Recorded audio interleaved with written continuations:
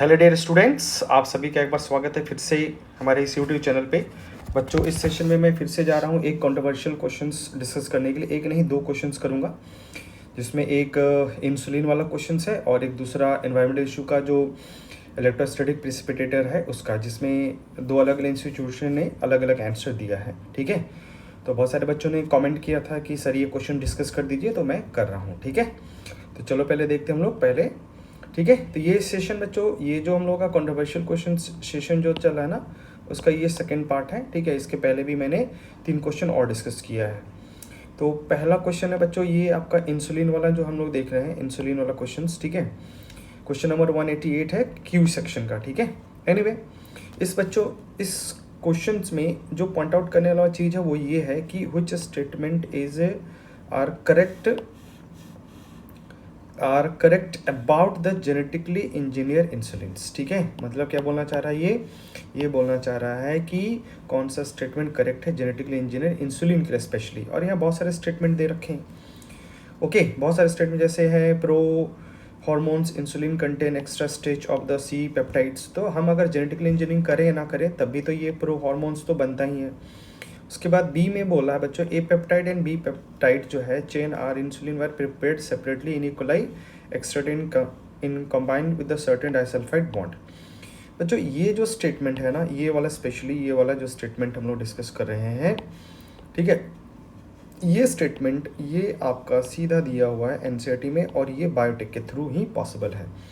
जैसा कि देख सकते हो, पेज नंबर है आपका 211 नंबर पेज पे, यहाँ पे साफ साफ लिखा हुआ। देखो ये पहले वाले जो पॉइंट है ना इधर, ये सब नॉर्मल डिस्कशन है। मतलब कि इंसुलिन क्या होता है, कहाँ से एक्सट्रैक्ट किया जाता है। जब बायोटेक नहीं था तो पहले हम लोग कहाँ से लेटर कैटल्स एंड पिग्स वगैरह से ऑब्टेन करते थे। इसमें भी ए बी और सी 3 पेप्टाइड होता है जिसमें प्रो हार्मोन कहते हैं। फिर उसमें से सी पेप्टाइड्स को हम लोग रिमूव कर देते हैं, तब जाके ये एक्टिव इंसुलिन बनता है। बट बायोटेक का जो काम है यहाँ पे बच्चों, बायोटेक्नोलॉजिकली या जेनेटिकली इंजीनियर जो इंसुलिन बनाया गया है इली लिली कंपनी के द्वारा, तो उसमें इन्होंने क्या किया है, डीएनए ले लिया है ए और बी के लिए सेपरेटली और उसको इकोलाई के अंदर एक्सप्रेस कराया। फिर उससे क्या होता है, ए और बी पेप्टाइड बनता है सेपरेटली। फिर बाद में उसको certain kind of disulphide bond से हम लोग क्या करते हैं, क्रिएट करके और उन दोनों को जोड़ के इंसुलिन बना देते हैं। ठीक है, तो दैट मीन्स इस क्वेश्चन में स्टेटमेंट वाइज अगर चलते हैं तो ये सिर्फ वाला स्टेटमेंट क्या है, बिल्कुल सही है, जो कि आपका जेनेटिकली इंजीनियर इंसुलिन के लिए कहा गया है। बाकी ये तो ऐसे ही था। दूसरा देखो, insulin are use to treat the diabetes और एक्सट्रेट, मतलब ये भी कोई मतलब ही नहीं है, मतलब जस्ट स्टेटमेंट है और सही है। ठीक है ना, कैटल एंड पिग से हम लोग पहले निकाल देते हैं, बायोटेक का इससे कोई लेना देना नहीं है। उसके बाद एक pro hormone insulin need to be processed for the converging into the mature and functional hormones. ठीक है, मतलब कहने का मतलब जो प्रो इंसुलिन उसका मैचुरेशंस करना होगा। ठीक है ना, मैचुरेशंस करना पड़ेगा। ठीक है, तो ये वाला मान लेते स्टेटमेंट सही है। ये दो हमें स्टेटमेंट मिल रहा है, बी और डी। ठीक है ना, बी और डी। ये वाला स्टेटमेंट हम नहीं लेंगे क्योंकि ये सिर्फ उसके लिए, और ये वाला भी स्टेटमेंट नहीं लेना है हम लोग को। उसके अलावा लास्ट स्टेटमेंट बोला है कि some patient develop allergic reactions to the foreign इंसुलिन्स।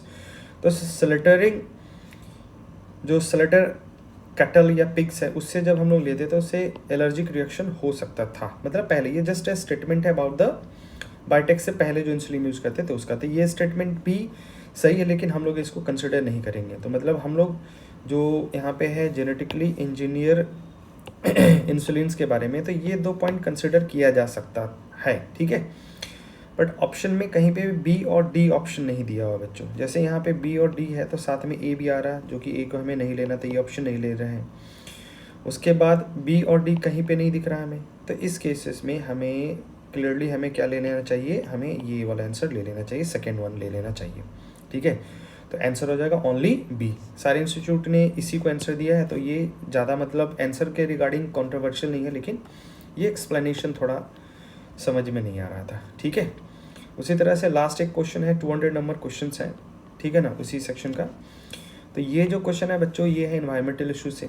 ठीक है, इसमें हाँ, इसमें कह सकते हैं कि इसमें 2 अलग अलग इंस्टीट्यूशन ने आंसर अलग अलग दिया हुआ है। ठीक है, अब इसमें से देख लेना कौन सा सही है कौन नहीं। मैं जो सही हुए स्टेटमेंट में एक्सप्लेन करने जा रहा हूँ। ठीक है, जैसे स्टेटमेंट 1 बोला, तो स्टेटमेंट 1 में बोला कि इन स्क्रबर तो स्क्रबर वाला जो पार्ट है बच्चों, यहाँ पे देख सकते हो एनसीईआरटी में एनवायरमेंटल इशू का जो चैप्टर है, ठीक है, यहाँ पे धीरे सीधे दिया है कि कैसे कंट्रोल करना है। तो ये पेज है 271 पेज पे, ठीक है, 271 पेज पे दिया हुआ है। तो दो मेथड यूज़ करते हैं बच्चों हम लोग, एक है स्क्रबर और एक है इलेक्ट्रोस्टैटिक प्रेसिपिटेटर।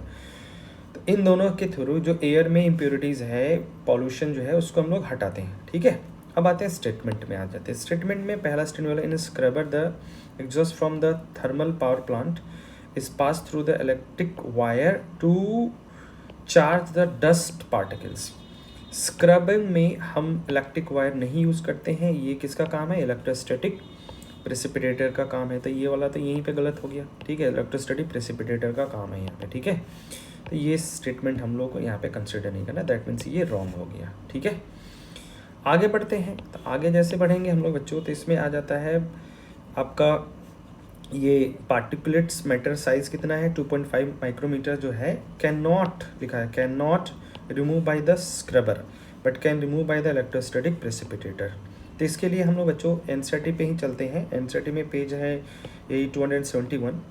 इसमें देखो सीधे सीधे लिखा है स्क्रबरिंग का बोला है, इसमें एक पॉइंट ये वाला देख लो, यहाँ बोला कि recently we have realise that danger particles matter that are very very small, that is यहाँ पे साइज मेंशन किया है, वेरी वेरी स्मॉल, कितना स्मॉल, तो 2.5 या उससे कम जो होता है ना, small, are not remove by the precipitator, मतलब जो इलेक्ट्रोस्टैटिक प्रेसिपिटेटर, उससे हम लोग रिमूव नहीं कर सकते हैं, ठीक है ना, साफ साफ लिखा है कि नहीं कर सकते हैं। बट यहाँ क्वेश्चन में स्टेटमेंट में क्या बोला है कि particulates matter of size can not be remove by the scrubber but can remove, लिखा ना, can remove by the, remove लिखा है यहाँ, remove by the electrostatic precipitator, जो कि यहाँ पे स्टेटमेंट इसको क्या करता है, गलत कर देता है, ठीक है ना। तो स्टेटमेंट यहाँ पे गलत हो गया इसमें, ठीक है बच्चों। तो इस हिसाब से ये भी गलत हो गया और ये भी गलत हो गया, तो दोनों स्टेटमेंट इनकरेक्ट है, ठीक है। बाकी आप समझदार हो, होशियार हो, ठीक है। तो एनसीईआरटी में जाके थोड़ा सा इसको यहाँ पे इस पॉइंट पे पढ़ के और अच्छे से देख सकते हो यहाँ पे, ठीक है बच्चों। तो चलो इसी तरह के क्वेश्चंस के एक्सप्लेनेशंस के लिए और बायोलॉजी के अच्छे अच्छे वीडियो के लिए मेरे चैनल पे बने रहिए। जो लोग चैनल पे नए हैं, चैनल को सब्सक्राइब कर लीजिए बच्चों, ठीक है। मिलते हैं नेक्स्ट वीडियो में, तब तक के लिए all the best, bye bye.